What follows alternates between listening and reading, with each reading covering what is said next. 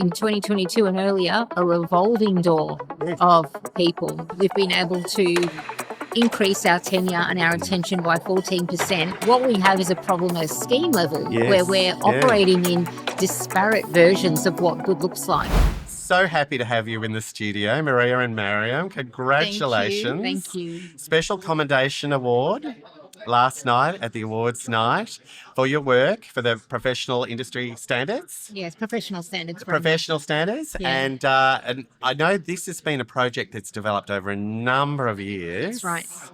Tell me where the last 12 months obviously have been really hectic to culminate in last night. Tell me about the journey over the last 12 months and also where to from here. Yeah, wonderful. Well, the last 12 months has really been about embedding the professional standards framework across the state of New South Wales. Yeah. The framework, for those who aren't familiar with it, is designed to articulate the knowledge, the skills and the behaviours that you need if you're a claims professional managing claims on the front line in your day-to-day. So you are, in fact, the person that is called when something is going wrong, and that person is in that vulnerable scenario where they need support, advocacy, empathy. They need someone who understands the legalities and can support them throughout the entire ecosystem of that claim.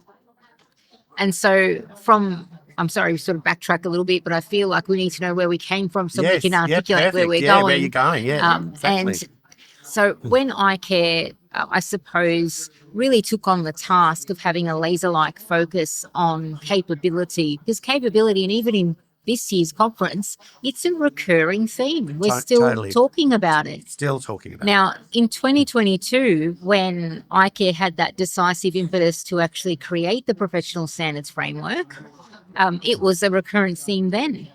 That's right. But we really dedicated ourselves. We buckled down, dug deep, and with the help of our claim service providers like Allianz, where Maria is from, they assisted us to actually craft and design the framework from the ground up. What do people need to know? A real boots on the ground approach. What do they need to know? And being very careful and mindful, even in the specificity of the language, to ensure that it was trauma-informed, that it put people at the heart of the framework. All of those things helped us to curate something that was very much tailored for workers' compensation in New South Wales. I've known you for a few years now, and correct my understanding if I'm wrong, but back in 2022, was everybody on board?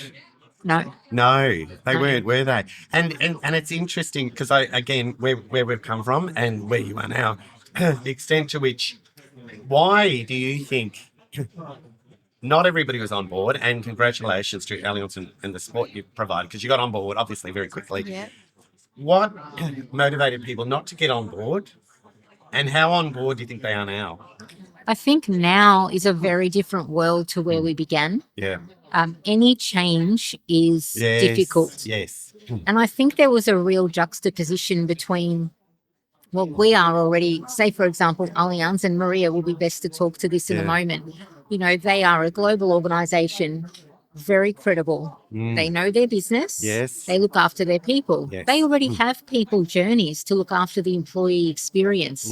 So one of the key questions is, do we actually have a problem to solve? We're great. We're doing great over here. Yes. And so what we did as an organisation, as a scheme, was to say, you certainly do not have a problem as a singular entity. What we have is a problem at a scheme level where we're operating in disparate versions of what good looks like. And we need to bring that together so that we can have a single vision of this is what it is. So it is going to be built with you, for you, so you have a direct say in what happens. I think there's a bit of that fear of, oh, Lord, we're going to have something handed down to us and then we're going to have to comply. Yes. The approach was completely co-designed over months. It was, something ridiculous, over 200 face-to-face consultation hours to ensure that it was right. And then over the last, I would say 2 years, Maria, working with the scheme to refine it. So we're at version 6 of the framework now. Wow. So we've been agile, adaptable, testing what works on the ground, admitting where, well, and hypothetically as a scheme, we thought this would work. In application, bit tough. Let's do it like this instead. and we're open to that. So, Yeah, Maria, for you as an organization, as a global organization, how did you find, I guess, integrating the professional standards framework into the world of Allianz? Yeah, look, I think the professional standards for us has been a critical tool to really support our case managers and how they can apply their everyday knowledge and abilities to service our customers and our vulnerable people. So, having that tailored framework with that niche, quality and competency requirements really does support our people and how they do their everyday job. Now, I can imagine, Maria, that if I was a newcomer to the industry, Yeah. so I was looking at Allianz, I'm thinking, I think I could do this. Yeah.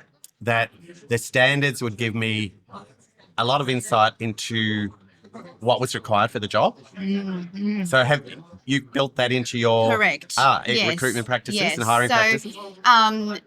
The professional standards was definitely part of, the creation of our My Career program. So it's a program where we've taken the PSF as well as the national standards, as well as, the Allianz way and, Yes, our absolutely. Your priorities, culture. our culture. Yep. And really kind of defined what the requirement was to really give our case managers, our new starters, a one-stop shop. Yes. This Yes. is the requirement. This is what we need. This is what we can do to help you perform at your best. Yeah, excellent. In your journey Yes. within Allianz, and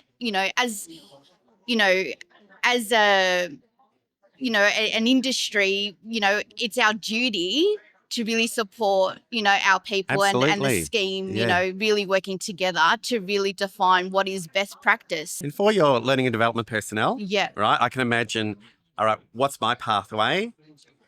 Okay, this is what the outcomes have to be. I'm going to build and design something to support that. Yes. And then for your junior case managers, going, well, how do I get to the next level? Yeah, Yes? exactly right. So Okay. we've got detailed training matrices for different roles Yes. specific to the level of Right. competency of case manager and that progression. Yep.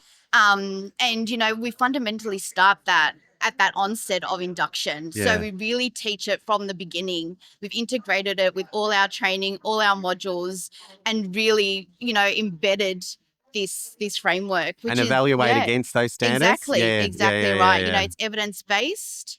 It's allowing case managers to really justify and see how they've achieved against that competency or against that standard. Yes, yeah. So, and have you extended it to leadership roles? 100%. So it's Okay. across all frontline Excellent. roles, which is great. And what's firstly from the L&D, because obviously you need to buy in from L&D because Yeah. they're big contributors to making it happen. What's the feedback from your L&D personnel? I think when we first saw it and we started building that baseline assessment and really kind of that on the ground early on, 2023, I think it was. Time flies when you're having fun. Yeah. So, Glad you're having fun. when we were really kind of building that up, we really saw what was the gaps or the strengths within our Yes, business and yeah. our framework, our Yeah. own learning Yes. Yeah, catalog. So really, it was allowing our team, so our my team, that ability to really point out, okay, so this is what's missing. How do we create a module or use what Love iCare it. has Yes. to really support that standard as we were building the framework? Yes. That was probably one of the bigger opportunities that we found. It's not just about, well, let's have a framework and then you go off and you do it by yourself and we'll let you know if it's right or it's wrong in your application. It was never been like that. It's always been a hand-in-glove partnership with the claim service providers and using the data-driven insights. So now that you have something that's quite specific, you have an assessment criteria that's quite specific, you can map your learnings to see if they cover competencies that are spelled out for you. Instead of having this sort of ballooned, broad effort that has to go everywhere, and it just feels a bit heavy and a bit messy, you then had actual tangible data that said, actually, we've got so much that we can provide in this area and that area. Looks like we've got a couple of opportunities here and here, so really targeted, and that'll take us X amount of time. Or our claim service providers might say, I care. These are the gaps that we have in our learning suite. Have you got anything that we can have?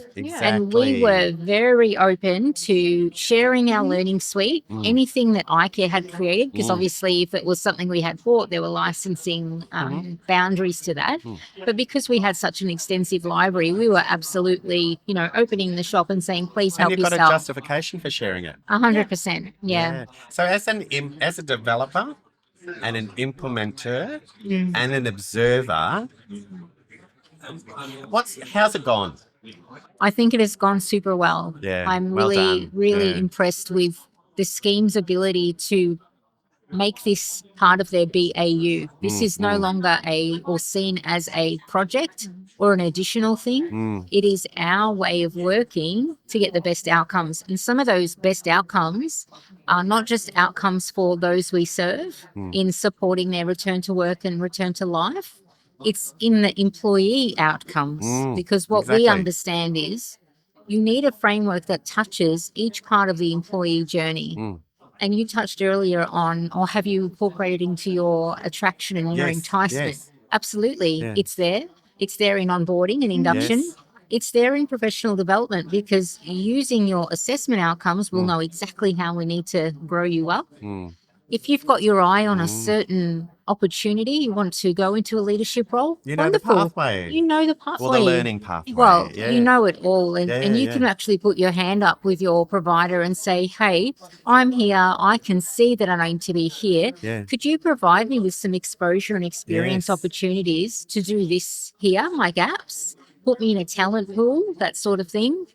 So, yeah, I'm really, and sincere thanks to Maria and her peers, because it's through their thinking and it's through their dedication that we've now made this business as usual. We've been able to increase our tenure and our retention by 14%, which was previously, in 2022 and earlier, a revolving door of people. Yes. So that is quite a sizable Massive. shift. Yeah. Thanks, And Maria. you two are obviously passionate advocates Yes. of the framework. How wonderful it must have been last night to get the recognition from the industry. Congratulations. Thank you for all your work. Yeah. And best wishes for all the work that's yet to come, version 7, 8, 9, 10. Thank you, Greg. Exactly right. Thank you so much, Thank both you. of you.